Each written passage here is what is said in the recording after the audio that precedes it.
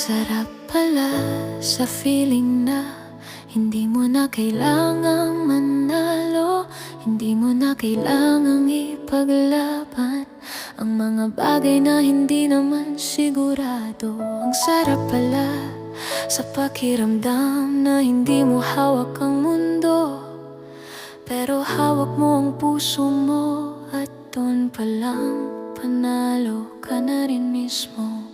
Dati akala ko lakas ang lahat ng pagtiis kahit masakit.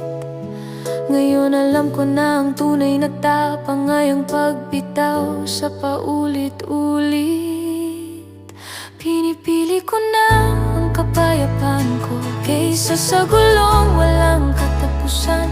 Pinipili ko na ang sarili ko kaysa maubos sa walang kasiguraduhan. Hindi ko man kontrolado ang takbo ng mundo, kontrolado ko kung paano ako tutunon dito. Sa wakas natuto na akong huminga nang hindi mabigat ang bawat segundo.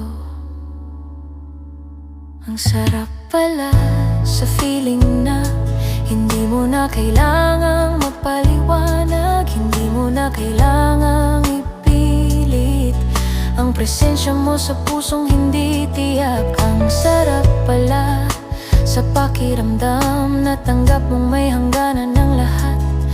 May mga bagay na hindi mo mababago at hindi mo na kailangang baguhin pa. Hindi lahat ng laban ay para sa'yo, hindi lahat ng tao ay kasama sa pagbangon mo.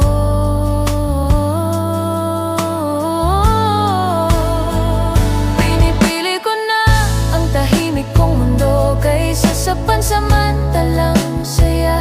Pinipili ko na ang malinaw kong isip kaysa sa pag-asang laging bitbit ang duda. Kung may aalis, hayaan, kung may manatili, salamat. Hindi na ako hahawak ng mahigpit, kasi ang para sa'kin hindi kailangang habulin ng paulit-ulit.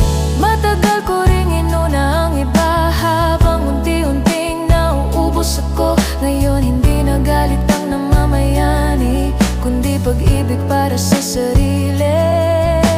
Hindi ito pagaliw dahil masama, hindi ito pagtalikod sa nakaraan. Ito'y pagpili ng katahimikan na matagal ko nang hinahanap. Pinipili ko na